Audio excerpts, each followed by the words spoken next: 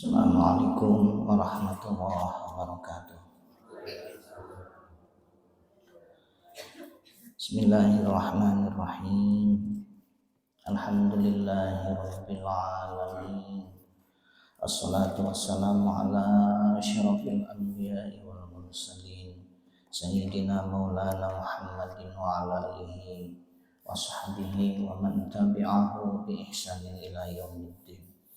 Allahumma salli ala nabiyil hashimi Muhammad wa ala alihi wa sallim taslima. Hadirin bapak-bapak dan ibu-ibu yang dimuliakan oleh Allah, alhamdulillah pada pagi ini kita diberi nikmat sehat, nikmat panjang umur, dan diberi taufik sehingga bisa hadir di majelis ilmu, majelis di mana ada malaikat yang bersama kita, malaikat syafa'ah. Ada malaikat rahmat yang menebarkan rahmat kepada setiap yang hadir pada saat ini. Ada malaikat syafa'ah yang selalu berkeliling, dan ketika melihat ada orang-orang berkumpul, didatanginya majelis itu ternyata majelis ilmu, maka malaikat itu bersama kita. Hadirin yang dimuliakan oleh Allah, pada hari ini insya Allah kita akan membahas tentang bahaya dan akibat dosa.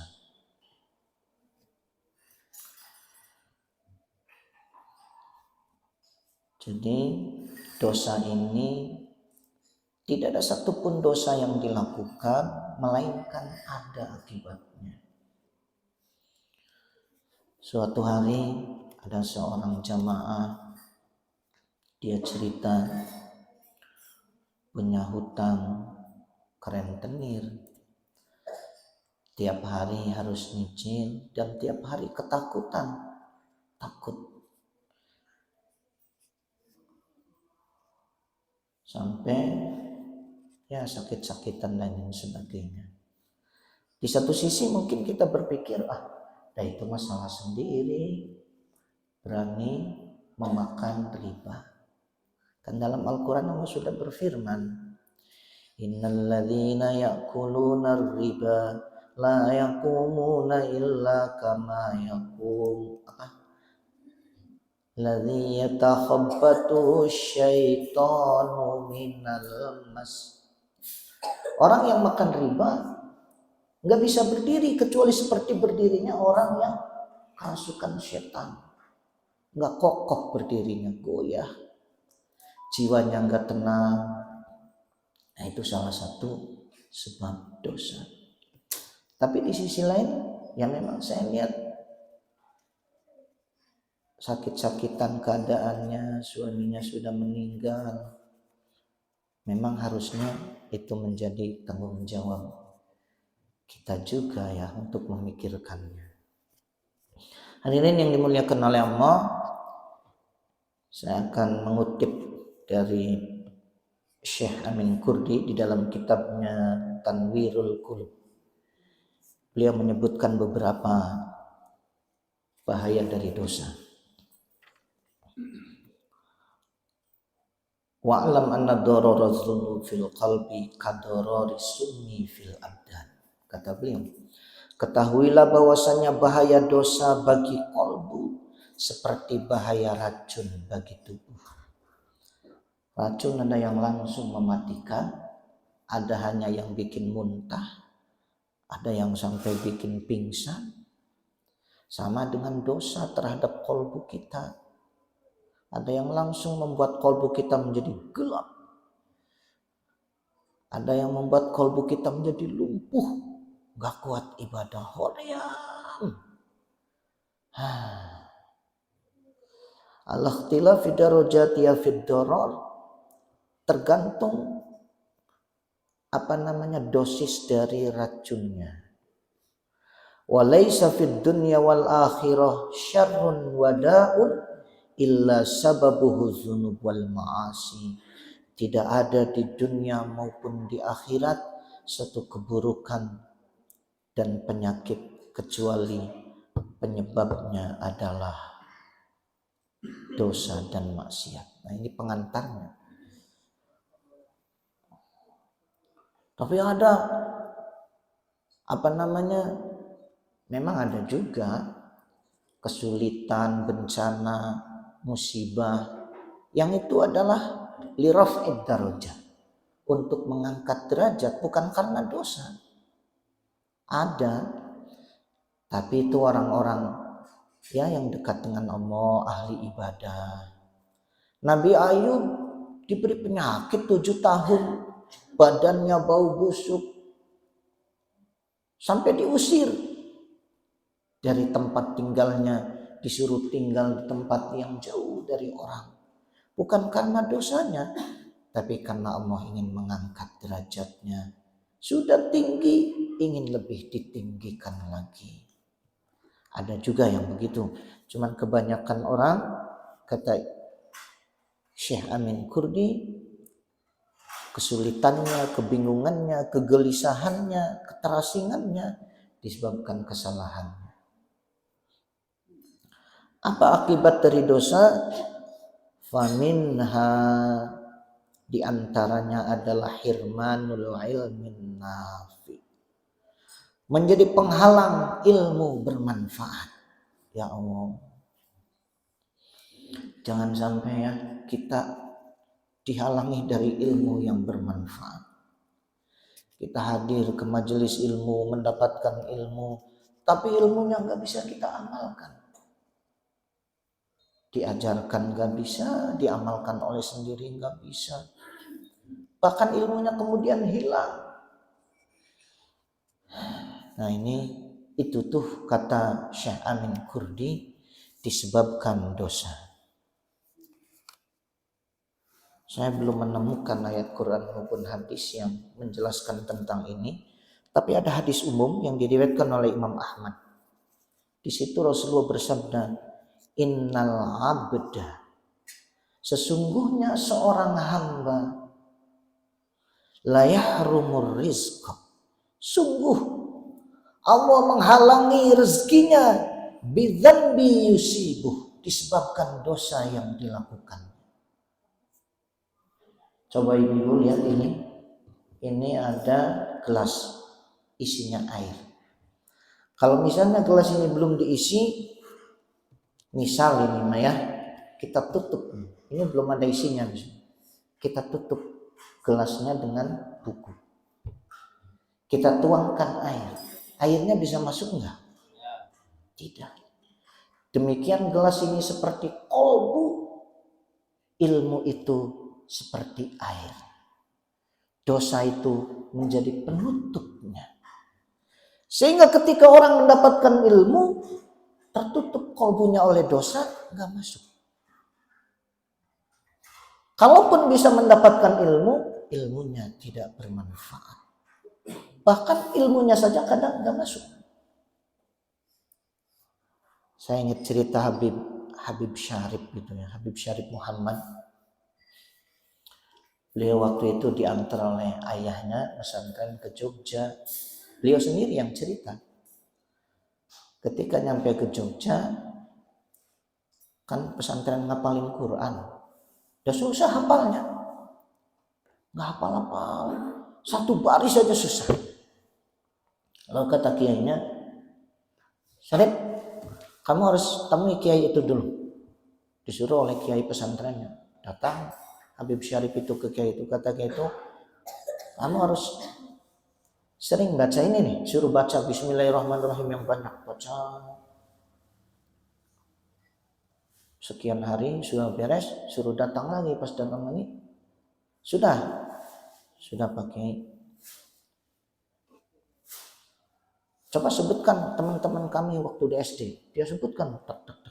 Ya, baca ini satu surat, baca satu surat, baca sekali lagi, baca lagi sekali lagi, tutup, suruh ditutup Qurannya, baca sekarang. Nah, baru baca 2 kali disuruh ini, tapi kemudian bisa hafal. Lalu kata Habib Syarif, Pak Kiai, kenapa sekarang saya mudah hafal? Dulu susah sekali hafal. Kata kiainya, Nah, mungkin kayaknya ini dekat dengan Allah ya. Kamu sih waktu SMA makan 5, ngakunya 3, disebutin semua kesalahan-kesalahannya, sehingga Habib Syarif diem, tahu semua gitu ya. Nah itu kolbu kita. Ketika kolbu dihalangi dengan dosa, ilmu tidak masuk. Nah itu tentang satu akibat dari dosa adalah menjadi penghalang ilmu yang bermanfaat. Bisa dapat ilmu tapi nggak manfaat. Ada orang yang ilmunya sedikit tapi manfaat, barokah. Nah ini yang pertama, jangan sampai ya, betapa sedihnya kalau kita punya anak-anak sudah pesantren lama, sudah belajar, sudah kuliah, tapi ilmunya tidak bermanfaat.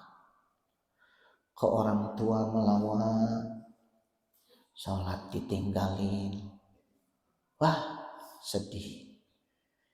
Itu disebabkan dosa, kata Syekh Al-Qurdi.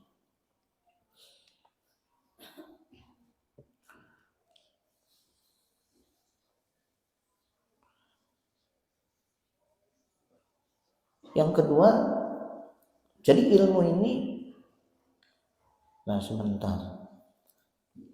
Tadi ya ada hadis riwayat Ahmad, sesungguhnya seseorang dihalangi mendapatkan rezeki disebabkan dosa yang dia lakukan. Rezeki ini ada dua dalam Qatrul Ghais, rezeki zahir, rezeki batin. Rezeki zahir yang kelihatan, makanan, air, tempat tinggal, kendaraan, itu rezeki zahir. Rezeki batin, ilmu, petunjuk, taufik, kekuatan kita beramal, berbuat baik, itu rezeki batin. Jadi rezeki batin pun terhalang ketika seseorang melakukan dosa. Duh ya Allah, kenapa berat sekali zikir ini? Tahu padahal zikir ini baik tapi berat sekali. Nah, dosa apa yang kita lakukan? Kadang kita tahu sesuatu itu baik, pengen melakukannya, tapi nggak kuat melakukannya. Itu terhalang oleh dosa. Jadi hadisnya umum ya. Hadis riwayat Ahmad, sesungguhnya seseorang dihalangi mendapatkan rezeki baik zahir maupun batin disebabkan dosa yang dilakukan. Dosa mah jangankan ilmu, bukan hanya jadi penghalang ilmu, tetapi ilmu yang ada bisa hilang. Imam Syafi'i pernah mengadu kepada gurunya kan, syakautu ila waqi an su'i hifli. Saya mengadu kepada guruku Imam Waqi. Kenapa sulit sekali hafal? Yang sudah hafal hilang lagi, ngapalinnya lama. Fa'ausani fa'arsyadani ila tarkil ma'asi. Ia memberikan petunjuk, tinggalkan dosa. Nah, ini yang pertama. Dosa bisa menjadi penghalang ilmu yang bermanfaat. Hadisnya tadi riwayat Imam Ahmad. Bahkan bisa menjadi penghalang ilmu dosa itu. Jadi dapat ilmunya saja dihalangi. Masa sih dihalangi mendapatkan ilmu? Kan kita punya pendengaran, kita punya otak merekam. Kadang-kadang dihalangi mendapatkan ilmu itu caranya tidak diizinkan menghadiri majelis ilmu. Ada juga yang begitu. Tidak diizinkan oleh Allah. selalu ada kesibukan dan lain sebagainya ya. Ini kata Imam Syekh Amin Kurdi menjadi penghalang ilmu. Ada pengajian yang gak semangat. Padahal kata Nabi, menghadiri majelis ilmu seperti ini lebih utama dari sholat sunnah 1000 rakaat. Nah ini yang kedua, ilmu saja bisa terhalang disebabkan dosa. Tidak diperkenankan oleh Allah. Caranya ya macam-macam. Yang ketiga, wa minha wahsyatun yajiduhal 'asi bainahu wa bainallah. Akibat dosa mendatangkan keterasingan, asing, jauh dengan Allah. Jadi gimana ya, seperti memang dalam surat Thaha ayat 121 Allah berfirman, wa sa'adamu rabbahu faghawa. Nabi Adam berbuat dosa, maksiat ya, melakukan kesalahan kepada Tuhannya, faghawa, maka ia sesat. Tapi kemudian bertaubat. Tapi ketika melakukan kesalahan, diturunkan dari surga ke bumi. Dipisahkan dengan orang yang dicintainya sendiri. Biasa di surga bersama dengan pasangannya, di dunia dipisahkan jauh. Kalau dalam kitab syarahnya, kitab apa itu? Yang ditulis oleh Syekh Ihsan Jampes, syarahnya Imam Al-Ghazali, Syarah Minhajul Abidin, itu disebutkan dipisahnya itu sampai 204 tahun tidak ketemu, diasingkan. Tadinya begitu dekat dengan Allah Nabi Adam ini, dekat sekali, dimuliakan. Tapi begitu melanggar satu pantangan, kan Allah sudah berfirman, wala taqraba hadhihi syajarah. Ada pesan satu aja, jangan mendekati pohon ini. Bukan masalah pohonnya, tapi perintah Allahnya. Nabi Adam bukan hanya mendekati, malah berani memetik buahnya, memakannya. Tapi itu jadi pelajaran bagi kita.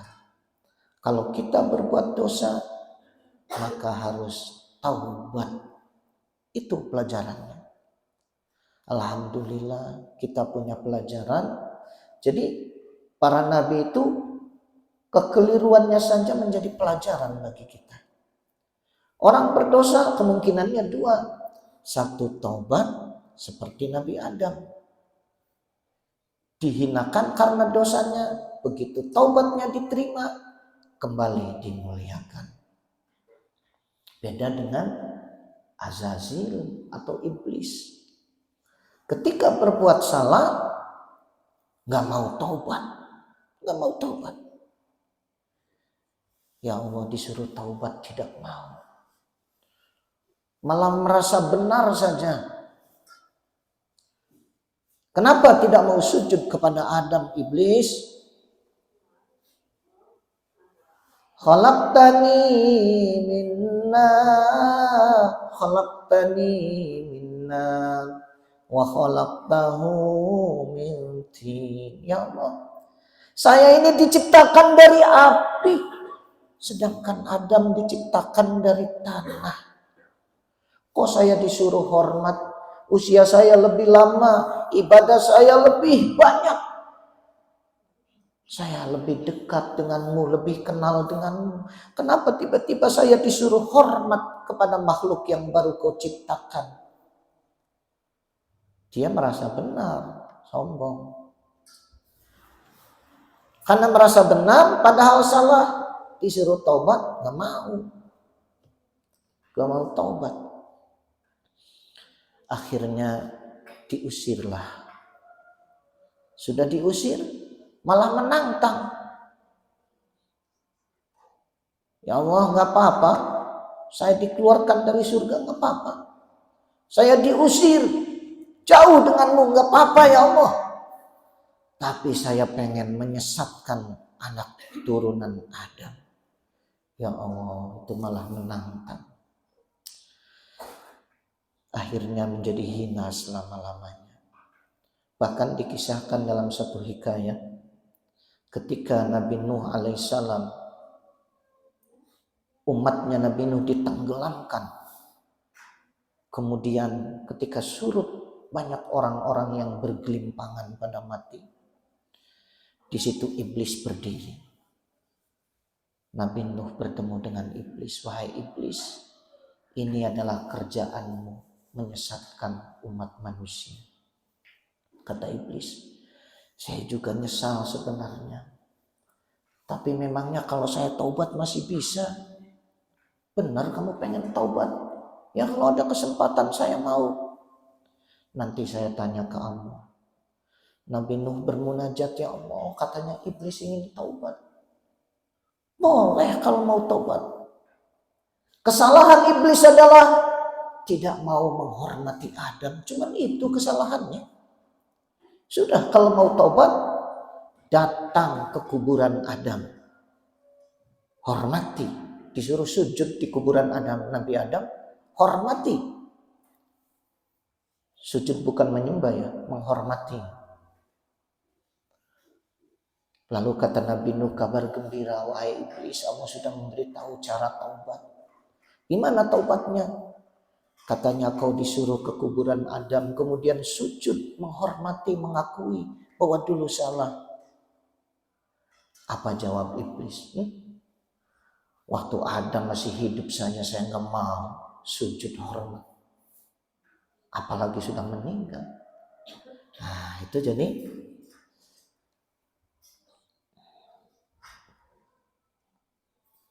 ketika kita berbuat dosa, salah, ya menyikapinya adalah taubat seperti Nabi Adam.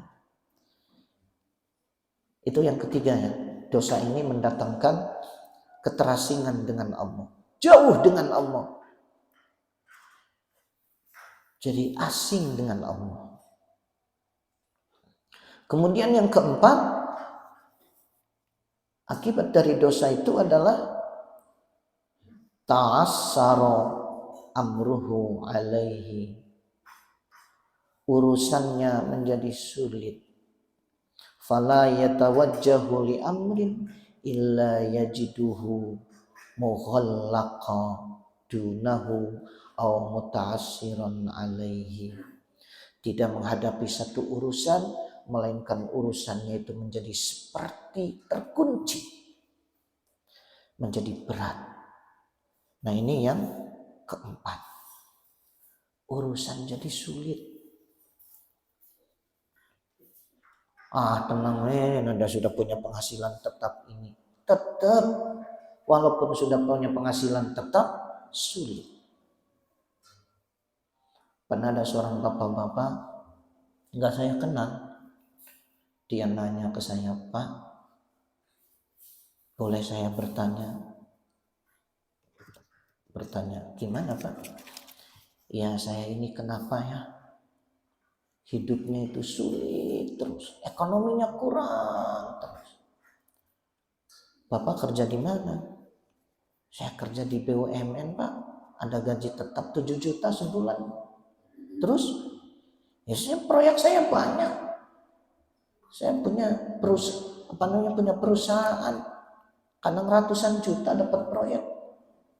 Tapi kok hidupnya sulit terus, kurang terus. Kata saya, barangkali Bapak punya hutang sama Allah. Hutang apaan? Ya dosa itu hutang.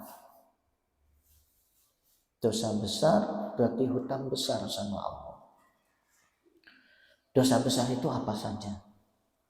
Saya sebutin tuh, menyekutukan Allah, ninggalin sholat fardu, menyakiti orang tua, berzina, minum miras.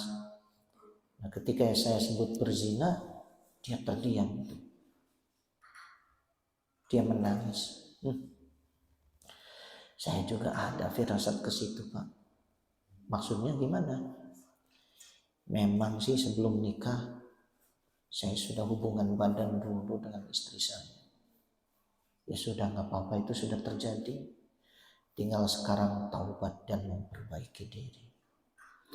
Nah ini ya, jadi taubat dosa membuat urusan menjadi sulit. Surat Thaha ayat 124, di situ Allah berfirman, "Wa man a'rada 'an dzikri fa inna lahu ma'isyatan dhanka." Dan siapa yang berpaling dari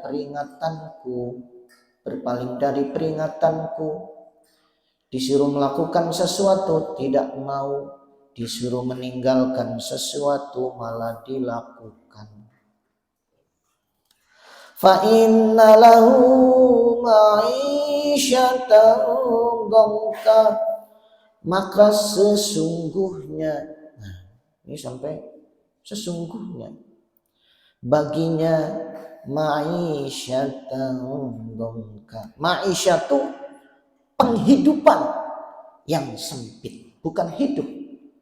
Kalau hidup mah hayatan, ma'isyah mah penghidupan. Usaha untuk hidupnya sempit. Nah, gara-gara berpaling dari peringatan Allah. Kata Allah, jangan riba, malah makan riba. Jangan berzina, berani berzina. Itu a'radu an zikri. Salat fardu 5 waktu sehari semalam.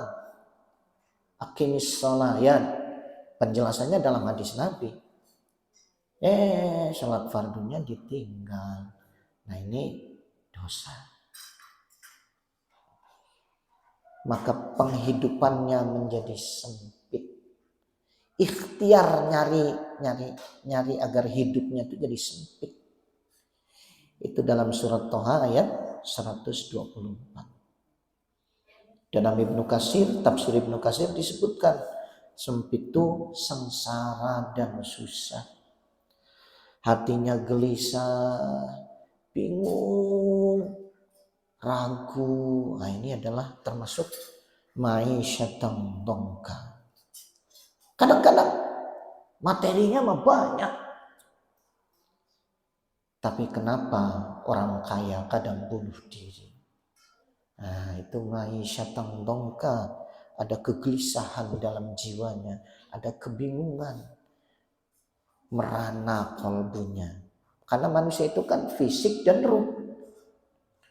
Kalau fisik bisa dipenuhi dengan materi, jalan-jalan, makan-makan, beli kendaraan, bangun rumah, itu kebutuhan fisik. Tapi kebutuhan ruhani tidak bisa dipenuhi dengan materi. Kadang-kadang gelisah, ya Allah, gelisah, bingung, tidak tentram jiwa ini. Nah itu mah harus makanan rohani, berzikir, sholat, itu makanan rohani, berbuat baik kepada orang lain. Nah ini yang keempat ya, membuat urusan jadi sulit. Kemudian yang kelima adalah wa minha zulmatun yajiduha fi qalbihi, kegelapan dalam kalbu. Kalbunya tuh gelap.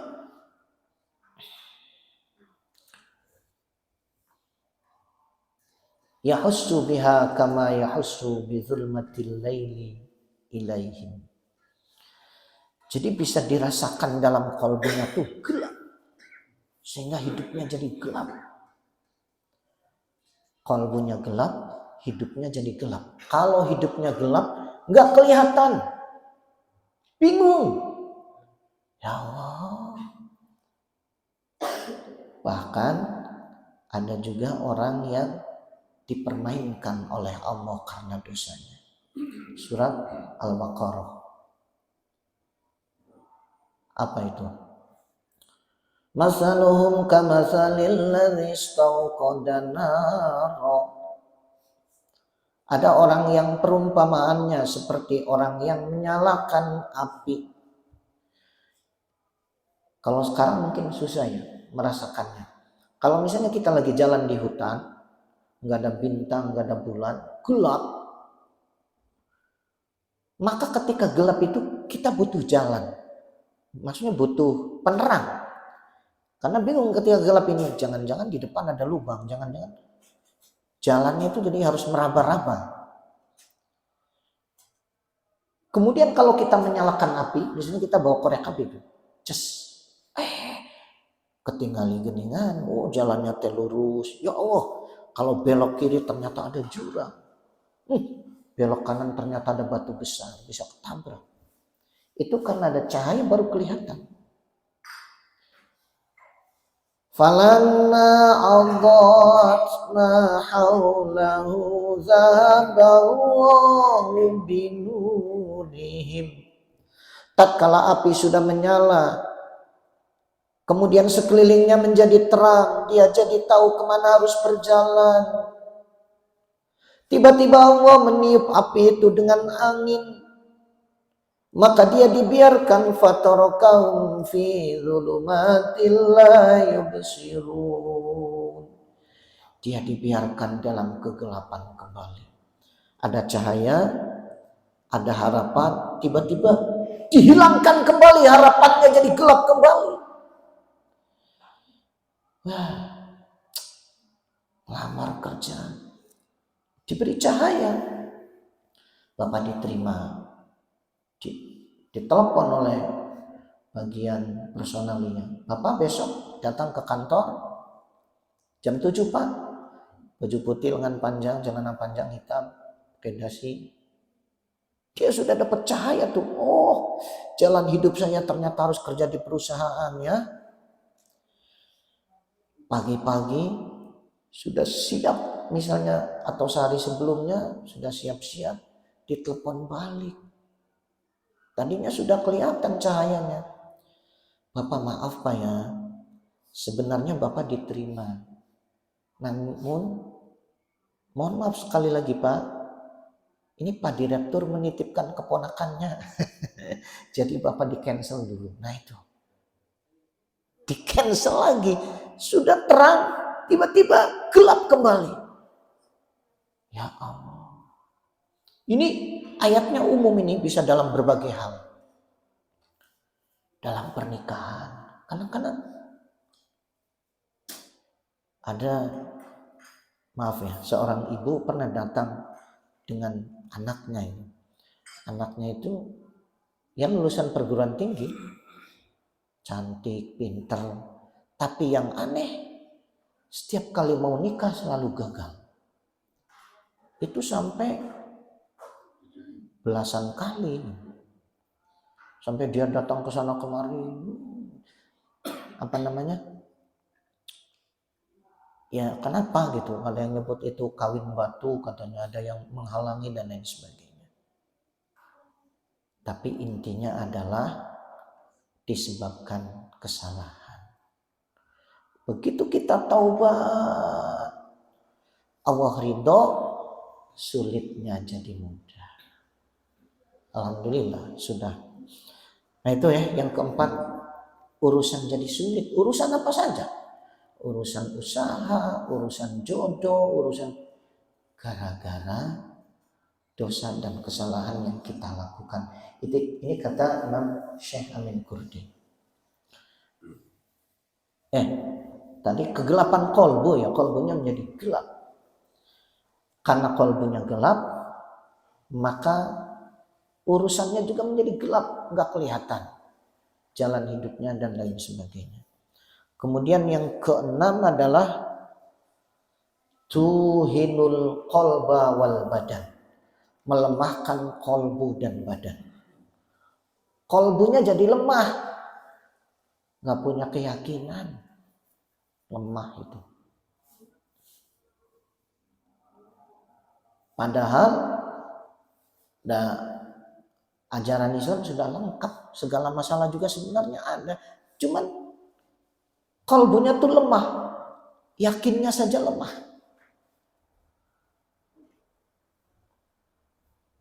Kepada amalan-amalan itu lemah. Padahal Masya Allah yang banyak sekali hadis sahih, misalnya macam-macam amalan, ada sholawat, ada sodako, istighfar dan lain sebagainya. Sholawat saja kata Nabi dalam hadis riwayat Bukhari, siapa baca sholawat 1 kali dihapuslah 10 dosanya, dicatat 10 kebaikan, diangkat 10 derajat. Berarti kalau banyak sholawat, banyak dosa yang dihapus. Dan sholawat tidak ada yang ditolak. Sodako juga sama.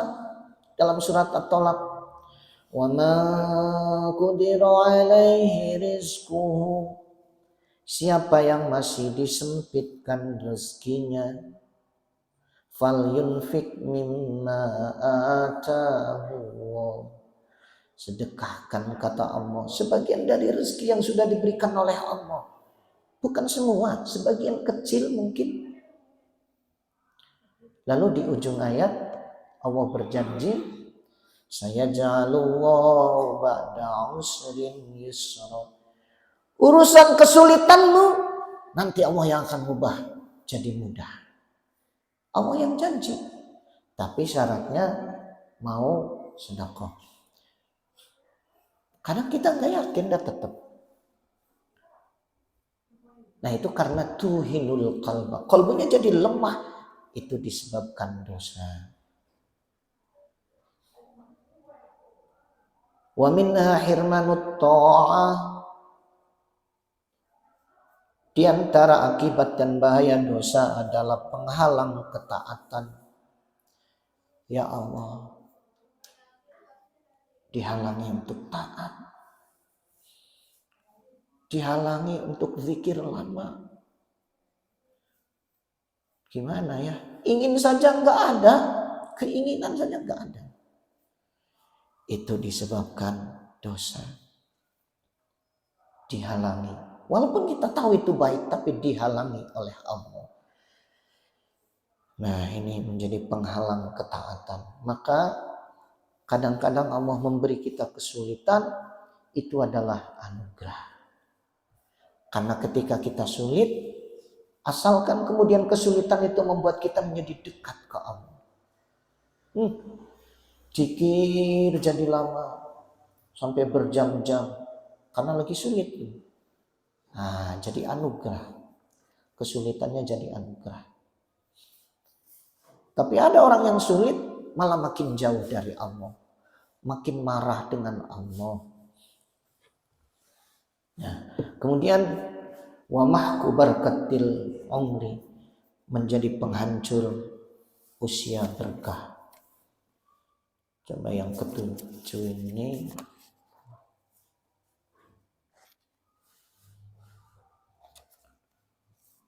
Oh ya. Menjadi penghancur keberkahan usia. Usianya enggak berkah. Usianya panjang, tapi nilai manfaatnya kurang. Wa minha annal ma'siyatu risuzilla wa tufsidul aqla. Dosa ini bisa mendatangkan kehinaan dan merusak akal. Mendatangkan kehinaan. Dalam surat Al-Hajj ayat 18 di situ Allah berfirman, "Falyahdharil ladzina yukhalifuna an amrihi." Hendaklah takut orang-orang yang menyalahi perintah Rasulullah, antusibahum fitnatun, takut ditimpa bencana, au yusibahum azabun alim, atau ditimpa siksa yang pedih. Nah itu disebabkan dosa.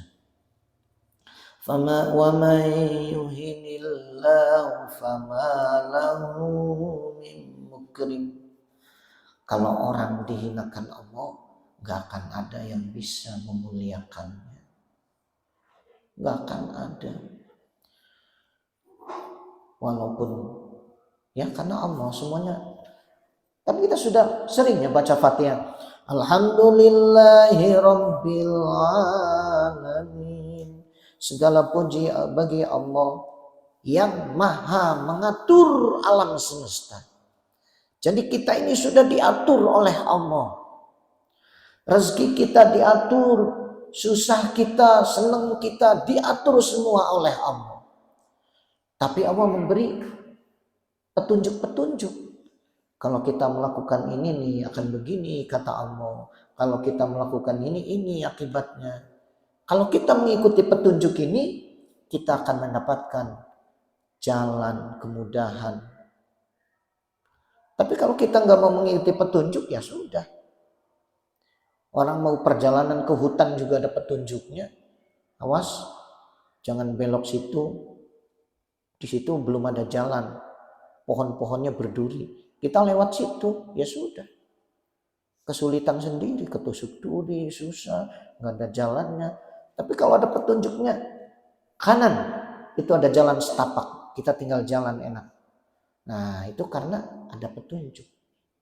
Walaupun sama-sama ke hutan, kalau ada petunjuk enak. Awas, ada buah warnanya merah jangan dimakan, itu beracun. Nah itu ada petunjuk.